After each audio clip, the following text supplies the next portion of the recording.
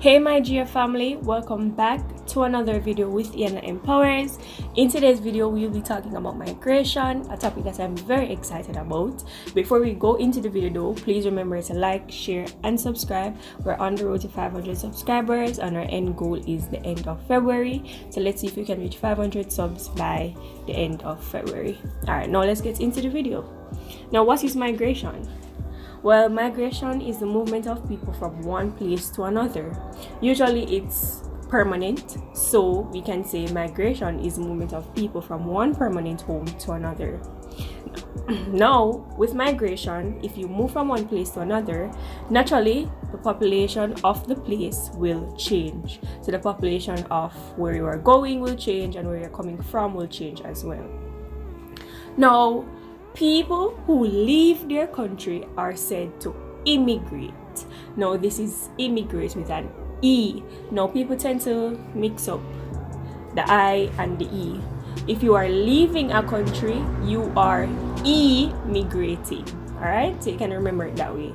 If you are leaving, for example, the country leaf to go to the country flower, you are immigrating leaf to go to flower. So you are leaving with an E.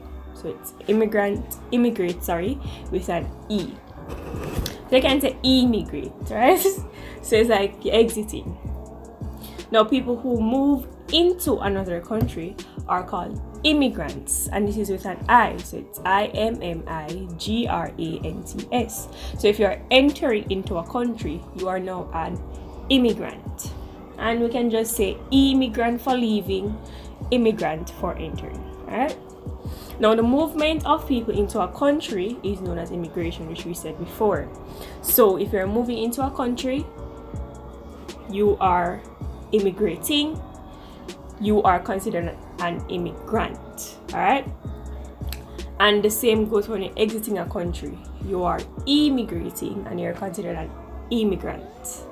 I know the pronunciations can sound similar, that's why I'm trying to put emphasis on the E, but just remember and just look at how I have the spellings on the screen so you can remember. Alright? Now it says in many developing countries, large number of people have moved from the countryside to the cities in recent years. This is called rural to urban migration. So while I'm giving you the definition of migration, I'm also touching and some other key definitions. So it's saying that in many developing countries, and developing countries are countries that have not fully developed but they're on their way to progression. It says large numbers of people have moved from the countryside to the cities in recent years, and this is called rural to urban migration. Now, this is something that we will touch on further on into the video or in the next video, but it's key to remember that and think about it. Where did your parents come from? Did they always live where they are living now, or where they're coming from what we would consider rural areas or the country? Where did your grandparents come from versus where they are now? So you can think about it and you'll realize that this is true, as Jamaica is a developing country.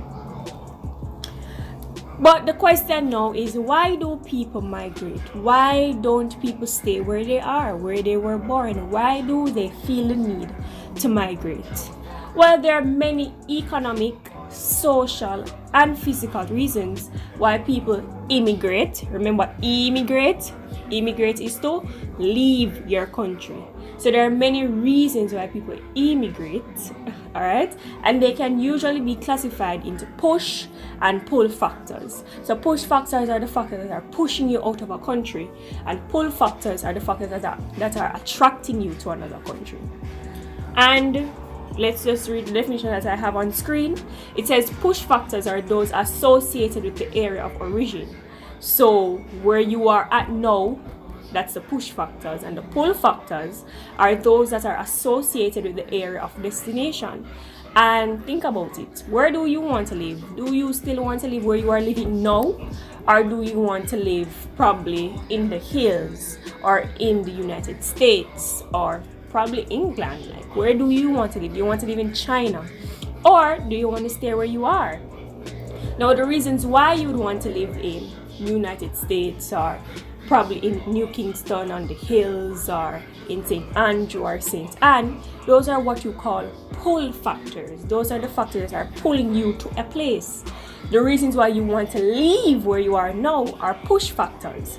Maybe you're hot and you want to be in a cooler, you want cooler weather, or you want a cooler climate. So you decide to live in the hills, or you probably move to the United States or England where it's a bit chilly and cooler, or maybe you just want to live in a larger space, or you want your own backyard, and where you're living now doesn't have a backyard or pool, so you want to move. So those are your push factors.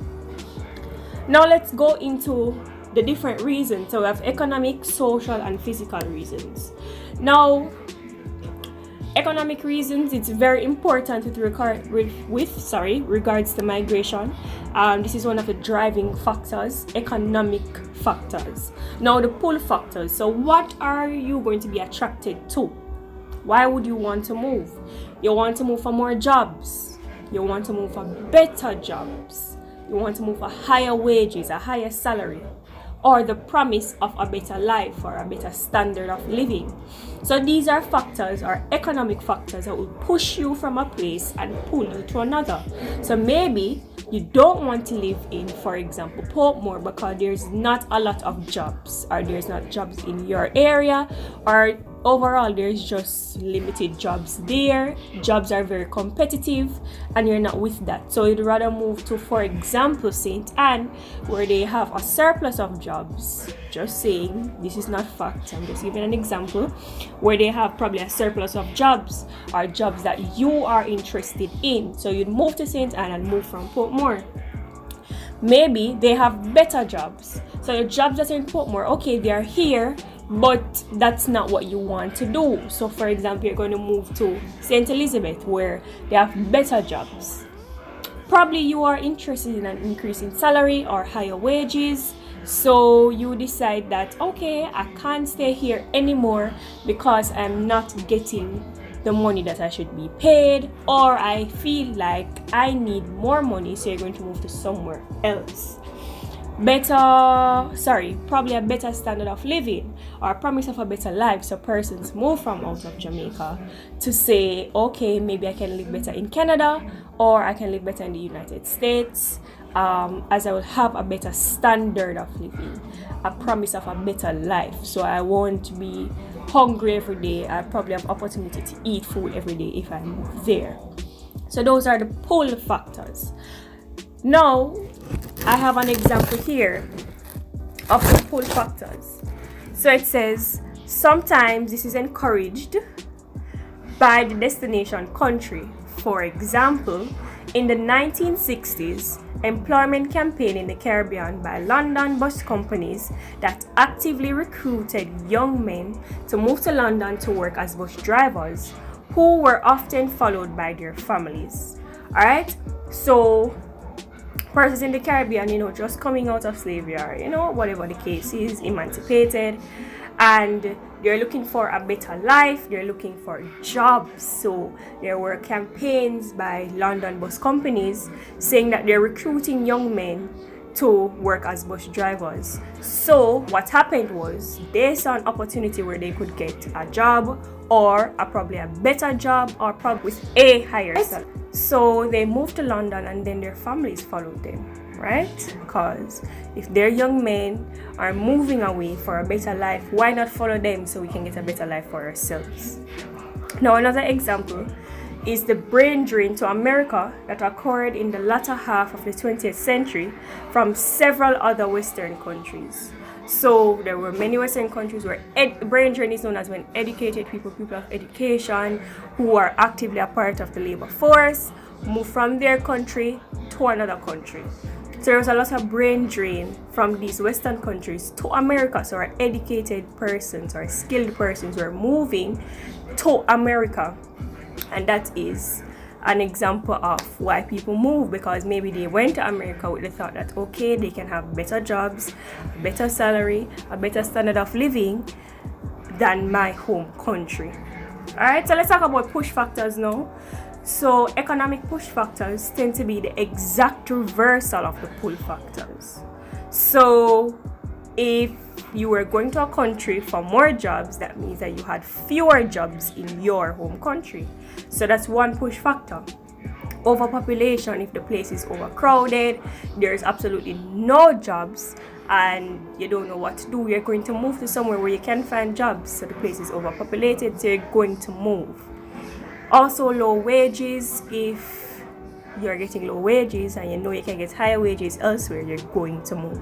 So these are our push factors. Now, the lack of economic opportunity tends to push people to look for their future outside their area of origin.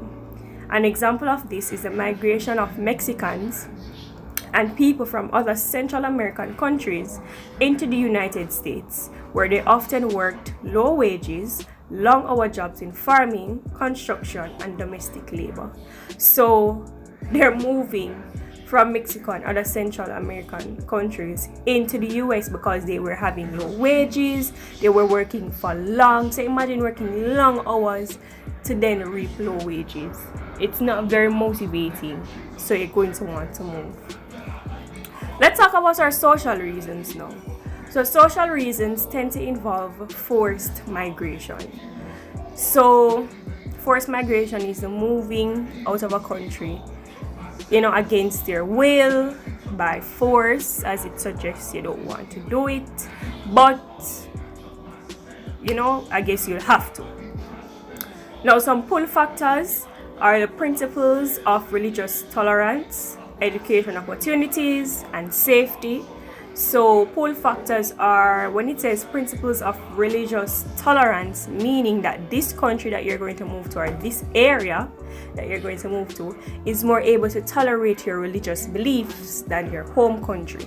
So there are rules and policies and things in place where you cannot be bullied, or you cannot be, what's the word? I'm looking for some words that persons do. You cannot be treated badly, or so on and so forth, because your religion is tolerated. Also, for education opportunities, so that's a social factor. Education opportunities is not here, but healthcare, better healthcare. All right, that's also a reason why people move. It's also a social reason. So if you know that you cannot have proper schooling where you're living now, or your schools are overpopulated, or whatever the reason is, you're going to move to an area where you can get education. Same thing for health. If you know that your health care in this region is not 100%, it's not the best, you want something better, you cannot be treated efficiently, you're going to move. Safety is also a reason, which kind of ties in with principles of religious tolerance, and also different reasons. For example, war, crime. If where you live there's an increased crime rate, you cannot even feel safe leaving your home, you're going to want to leave, because no one wants to live in fear. Alright, so persons are going to leave where they don't feel comfortable. So those are our pull factors: an area where they can find safety, an area where they can get education opportunities, an area where they will tolerate their religious principles and beliefs. An example is, for example, the US attracted religious refugees such as the let me just take time and pronounce it so that I don't want to mispronounce it. So it's Mennonites, okay, who settled in Pennsylvania. So US had policies and laws that accepted religious refugees. So they were able to move. Well, these Mennonites were able to move into the United States, and they settled in Pennsylvania. Now, what are the push factors? Intolerance towards a certain cultural group. So if where you're living, they don't tolerate you, they don't want you there, that's a push factor. Active religious persecution, so if you are being persecuted for your religious. Okay, little education opportunities, of course. If you're not getting educational opportunities, you're going to want to move. And war, if you're living in war, if there are high crime rates, you're going to want to move. As I said before, no one wants to live in fear, so that's a push factor. Okay, so in the 16th century, I don't know why I can't pronounce these words. Huguenots, okay, in France, the Puritans in the 17th century England, and the Jewish refugees from Nazi Germany. So these were persons who were not tolerated, and there was active religious persecution, so they wanted to move. Alright, let's talk about some physical reasons now. So our pull factors for physical reasons are attractive environments such as the mountains, the seasides, warm climates. For example, the Alps pull French people to the eastern France. Spain attracts migrants, especially retirees who seek warmer winters. So those are examples of your pull factors. So you want to go somewhere where it's probably attractive, where you can live comfortably in terms of space. Probably you want a view of the mountains, or you want a view of the seasides, or you want warm climates. Alright, now let's talk about our push factors for physical reasons.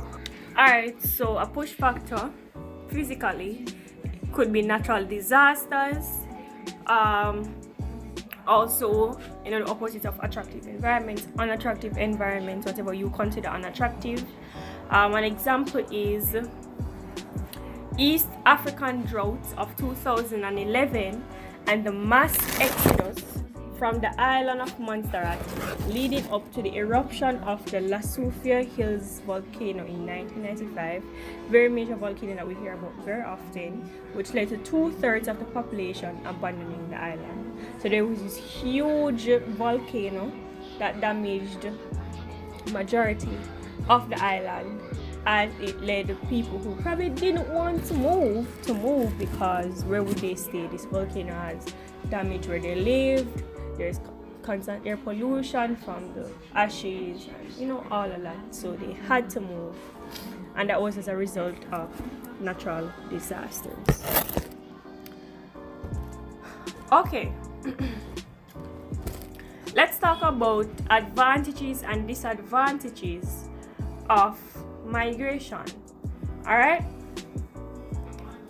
now there are advantages and disadvantages for both the host country and the country losing people. Let's talk about the advantages and disadvantages for the country losing people. Now, one advantage is money sent to home by migrants. We know this, we live this, some of us I should say. We have family members who have gone abroad and they sometimes will send money back to us, as it is easier probably to get money, to make money I should say, or earn money over there than over here. So to make our lives easier, they send money to us. So that's an advantage to the country that's losing people. A second advantage is there's decreased pressure on jobs and resources. So with persons leaving, there's not such an increased pressure on the availability of jobs, as there's not probably a lot of persons to fulfill these jobs anyways, and on resources. Another advantage is migrants may return with new skills. So they go abroad I should say, or go somewhere else for better education, to work somewhere else, and when they return home they have brought with them their skills that they have learned or their education. Now some disadvantages are people of the working age move out, reducing the size of the country's potential working force. So persons who are a part of the active labor force, they are moving out, so they're reducing the size of the workforce of the country that's losing people. So you can see where that can become a disadvantage.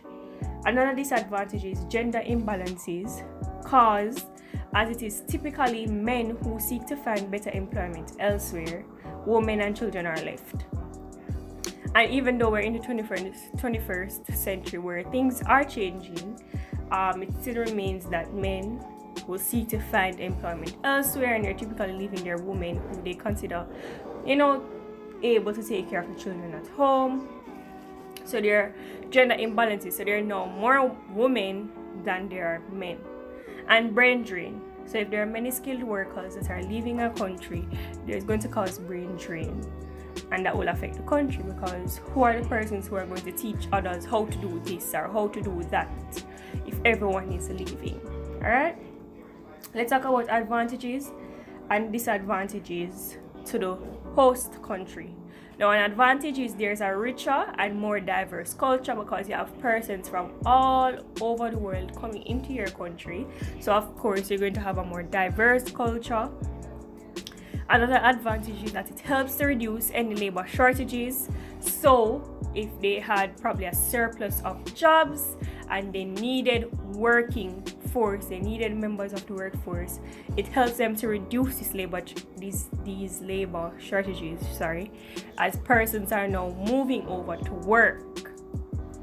Migrants are more prepared to take on low-paid, low-skilled jobs. And this is because why? They're probably living somewhere where they didn't have a job. They're living in an area where getting a job was rare. So they're going to take any opportunity they can get. And that is normal for a person to take any opportunity they can get. So they are prepared to take on those low-paying jobs, to clean those toilets and those bathrooms, because they need that income. Alright? Let's talk about disadvantages. There are increased costs of services such as healthcare and education. More people, more money, so there's going to be an increased cost of services for many reasons. One, you aren't probably well, there are laws to say that, so I won't even say that reason.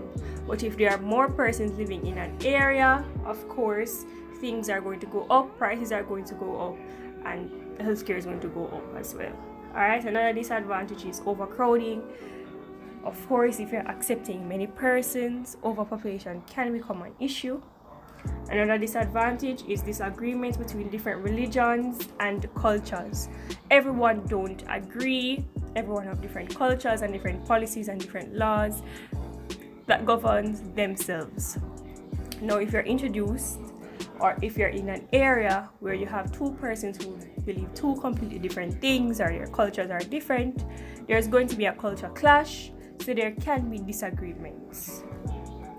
Now, in addition, there are a number of obstacles that the migrant may need to overcome, and some of these are: one, unemployment in the new country. So they might go over with the opportunity, or the thought, I should say, of yes, I can get a big and better job here, but so they would have to probably face that sometimes there will not be any employment opportunities there, so they have to overcome that. Also, racism and cultural differences, we just speak about it. Not everyone agrees or we're grown the same morals and cultures and norms and beliefs and so on, so there will be disagreements and clashes. Language barriers: if you're going to a country that doesn't speak your home language, there might be a barrier in communication with language, as you may not understand, and it will take you to overcome it. Of course, it will take you some lessons to learn their language. And the lack of opportunities kind of ties in with unemployment in a new country. You might be going over with the thought that okay, better opportunities, this, that, and the third, but in truth and in fact that may not happen. Okay guys, so we have reached the end of the video. Please remember to like, share, and subscribe. Part 2, kinda a part 2 of this video is coming up next, so stay tuned for that. It has been great. Enough love, guys. Please remember that a good education is a foundation for a better future. That's our quote of the day. A good education is a foundation for a better future. All right, bye guys.